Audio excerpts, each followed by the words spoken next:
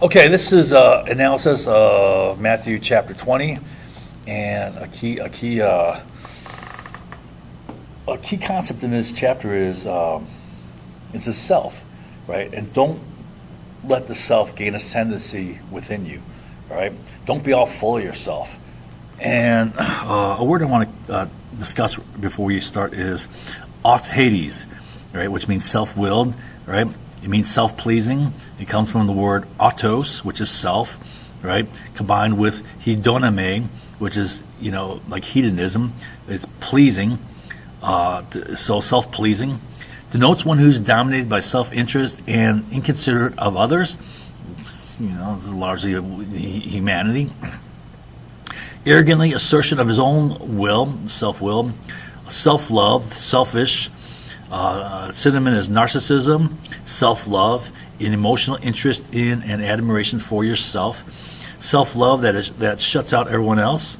The term narcissism refers to the personality trait of egotism, which includes a set of characteristics concerned with self-image, ego, things like denoting things like vanity, conceit, egoism. Okay.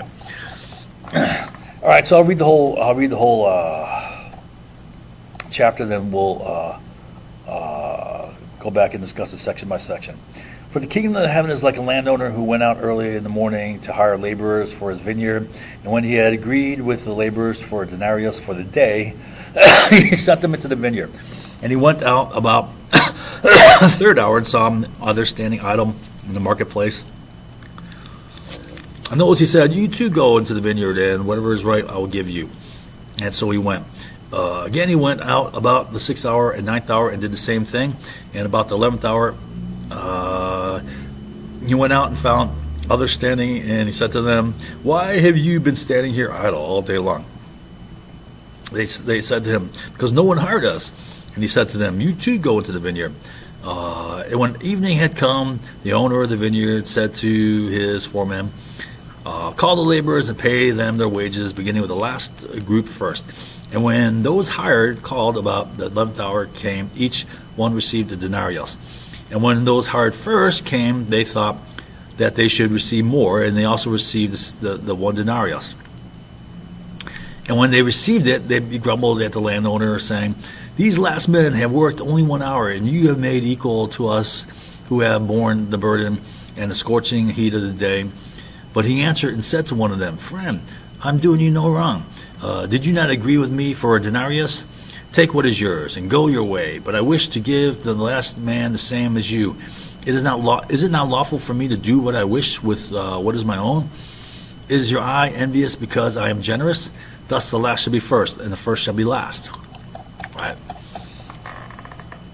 And as Jesus was about to go up to Jerusalem, he took the 12 disciples aside by themselves, and on the way he said to them, "Behold, we are going up to Jerusalem, and the Son of Man will be delivered to the chief priests and scribes, and they will condemn him to death, and will deliver him to the Gentiles to mock and scourge and crucify him.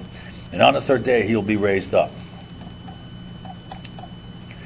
And then the mother of the sons of Zebedee came to him with her sons, bowing down and making a request of him.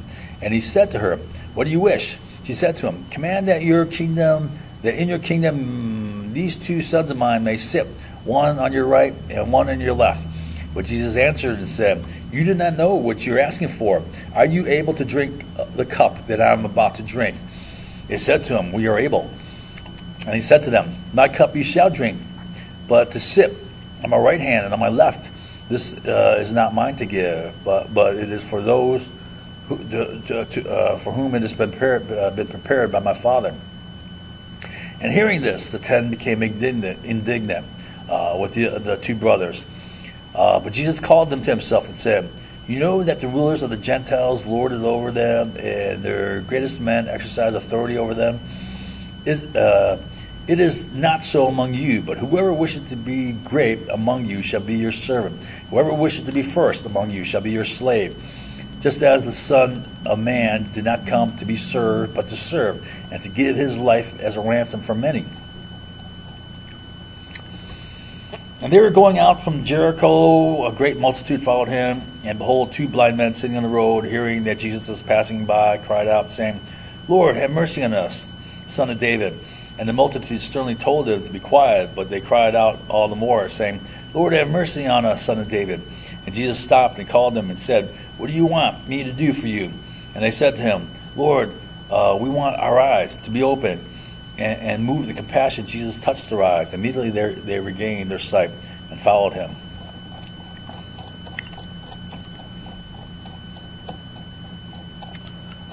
All right, so let's read this again.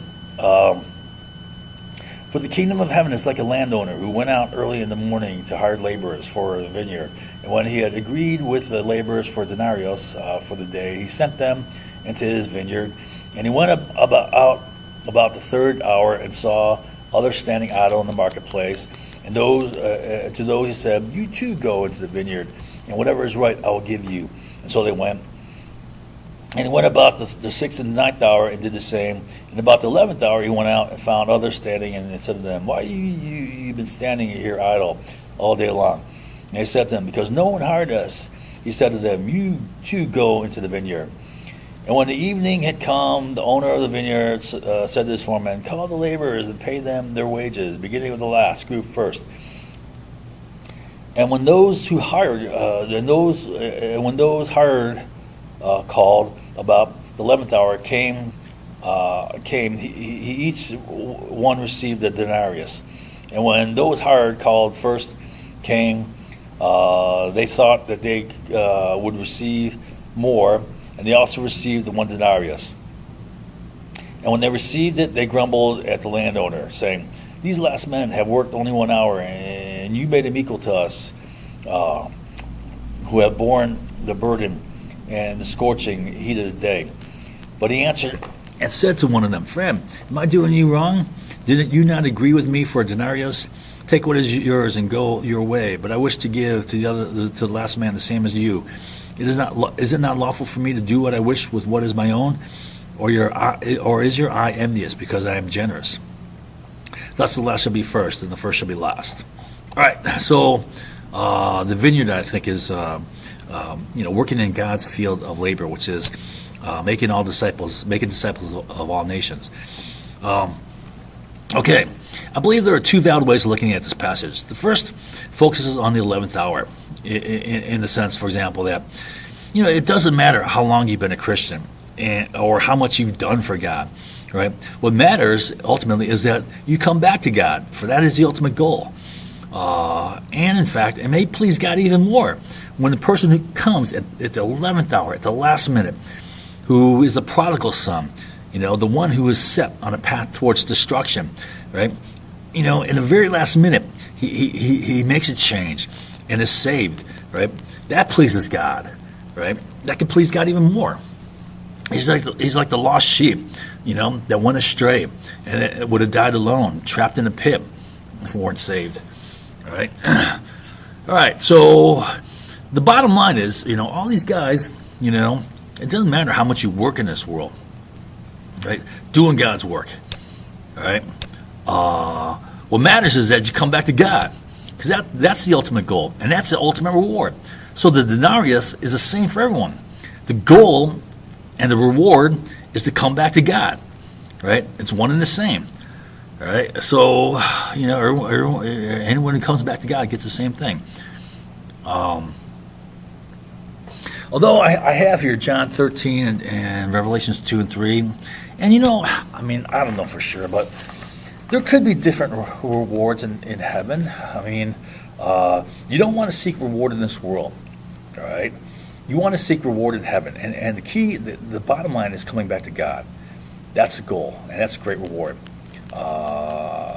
It says, we'll talk about down here. It says in Genesis 15, verse 1, hey, do not fear, for I'm your shield and your great reward, right? God is a great reward. But it says in John 13, I think it's John 13, that, in my house, in my Father's mansion, there are many rooms, right? So it could be that there's different, different rewards within heaven.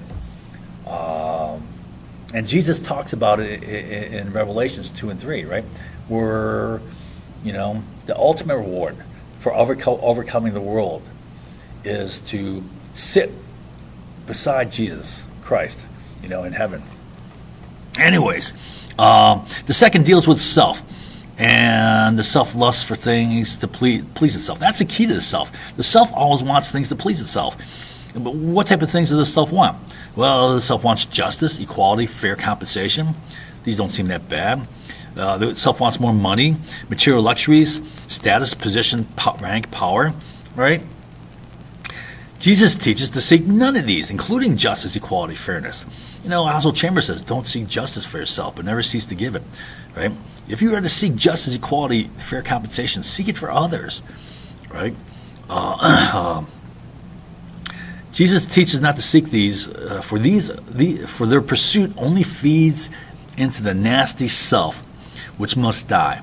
Why must it die? Because the self is a source of our fleshiness. The self is a source of all sin, right? Which separates us from God. The self is our biggest false idol, the thing we really worship and obey and bow down to. Instead, seek only God, for He is our great reward. Right? Like I said, that's Genesis 15, verse 1. And God is the ultimate goal, right? So that's the ultimate goal. That's everyone gets the same thing, If you come back to God, be happy for others, right? You get the same thing, which is coming back to God. That's the goal. All right. So another way of looking at doing things, right? First of all, don't work for the corruptible things that moth eat, rust breaks down. All right, the carnal material things. Second, right, you can't do works to gain salvation. Right, the only way to gain salvation, which is coming back to God, is to seek God and to love God with all your heart, mind, soul, and strength. And that's how you get atonement with God. Right, it's through establishing a loving relationship with God. Third, this doesn't mean that we're not to do good works. Right. However, we are not to expect reward for doing good works, right? Whether it's material reward or salvation, right? Our sole reward is God Himself. Jesus said this, referring to all His disciples as being slaves. So you too, when you do all the things that are commanded you, say, we are unworthy slaves. We have done only that which we ought to have done. Right? You don't gain reward for doing works. It's your responsibility to do those works. And fourth, and ultimately, our work should not be our own, but rather God working through us, inspiring us and moving us to do His perfect works. Right? That's the ideal. Right? But there's few and far, there's people walking in the Spirit truly are few and far between. In fact, I can honestly say that I never met a single person who's really walking in the Spirit. I walked in the Spirit only for a short time, many, many years ago, and I haven't tasted it since. All right, so that's the ideal, right? But I'm not saying that, if you don't do that, then don't do anything. That's the ideal. But short of that, right, which everyone's at, right, we should do works as a young man, right? We should do good works, out of our own effort and will. All right? But not for reward, but because we know we should do that, right? That's our responsibility. So now, why do people typically work? Well, they seek reward, right? They seek material benefit, wealth. They seek gratitude, a pat on the back, recognition, fame, right? They seek status and reputation, right? They want their picture in the paper. They seek power and position. And they may even seek spiritual reward. For example, salvation, which you cannot work for. Your only work is to seek God and to love Him. According to Jesus, we should seek none of that. Instead, we should seek only God. And the only work you have to do is to believe and then love God. All right. So now the disciples, right, they're workers in the field, in the vineyard, right? They're going to be anyways, maybe not now. They're still learning from Jesus, right? But after He was crucified and after Pentecost and they're filled with the Holy Spirit, they went out as apostles, ambassadors, teaching the gospel, which is the good news of the kingdom of Christ, right?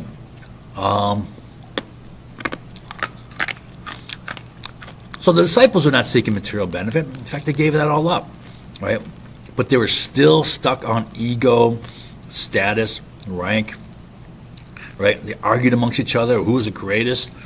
Right? That's in Luke 9:46. And they're being envious of each other, just like these guys were envious, right?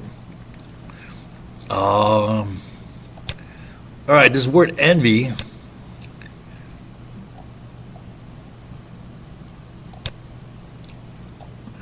is actually the word paneros, which means evil.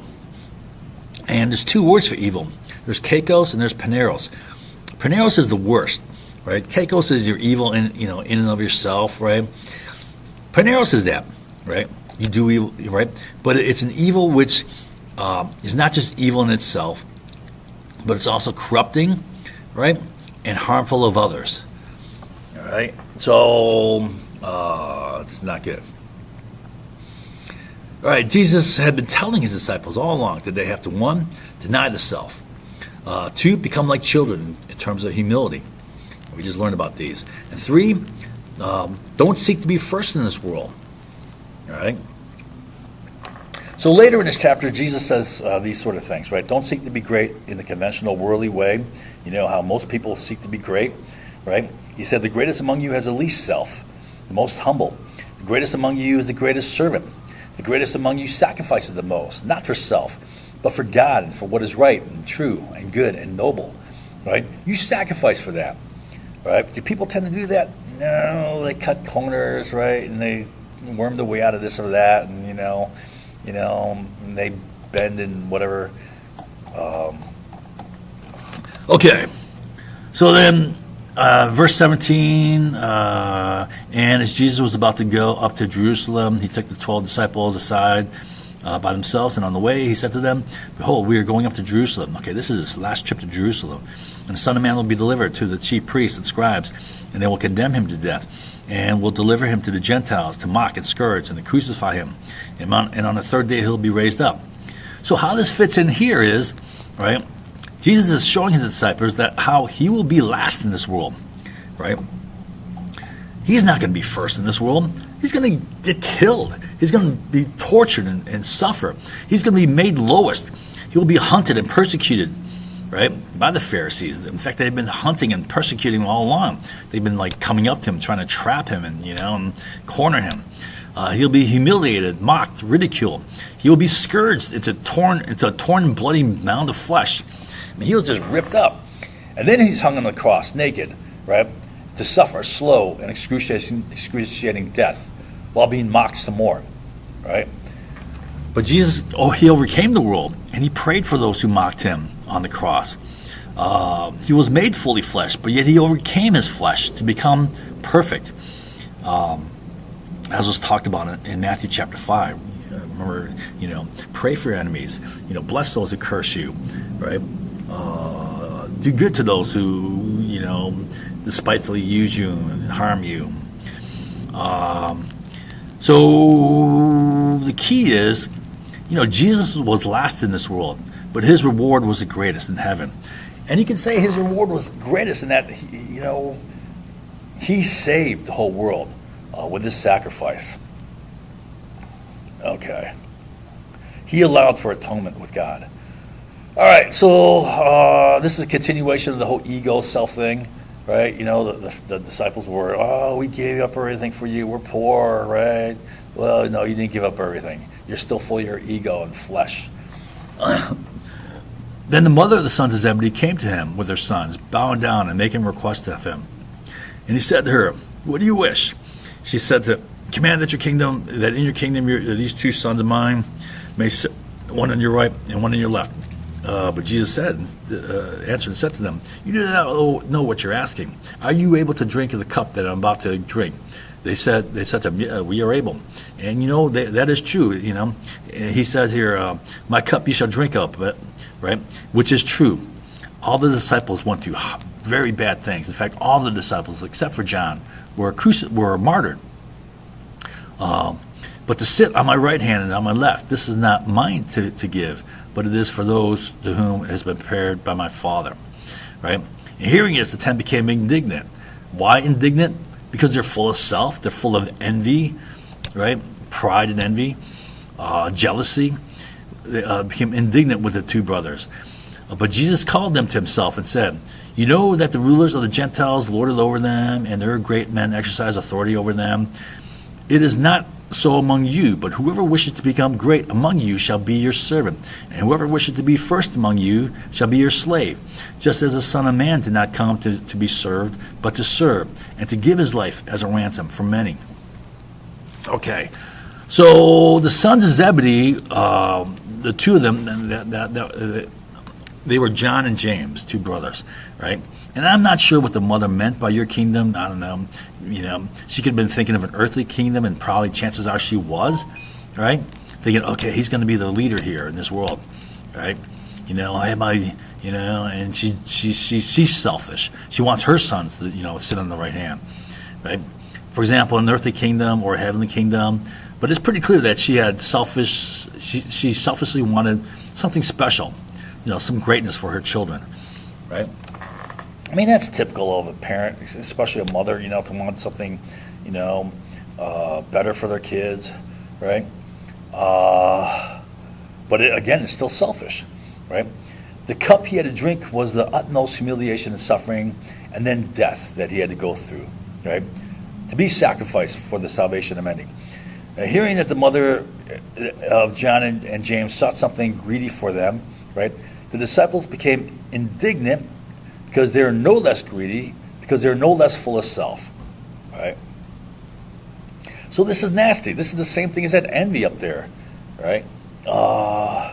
It's just being selfish, right? All right. Jesus said to the greatest of you is the greatest servant.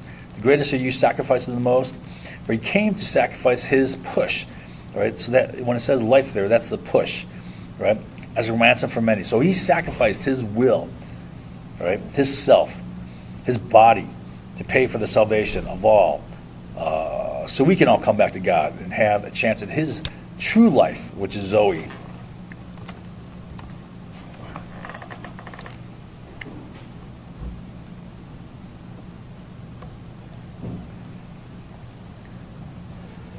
All right.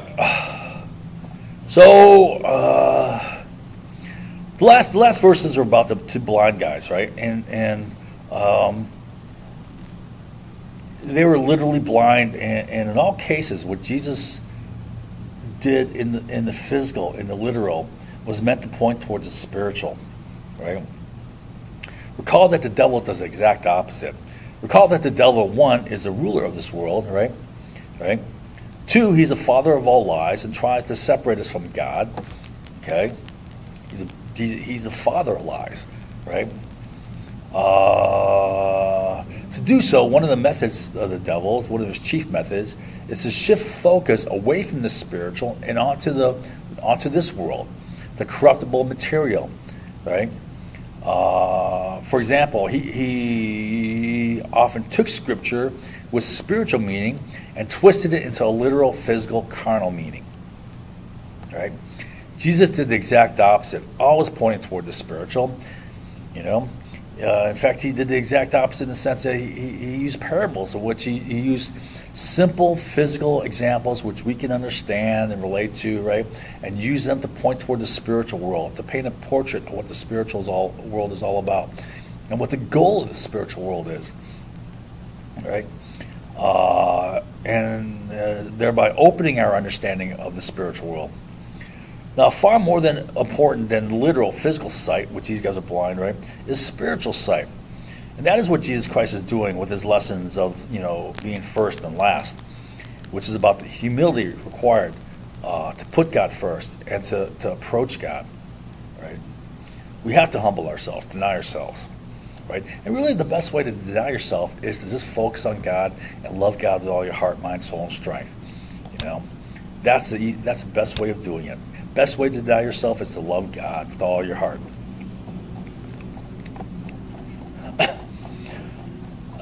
Okay. I think I covered this. Why do people want things? Basic biological needs. They need food, shelter, clothing, lust, all right? Status, okay? I think I covered this.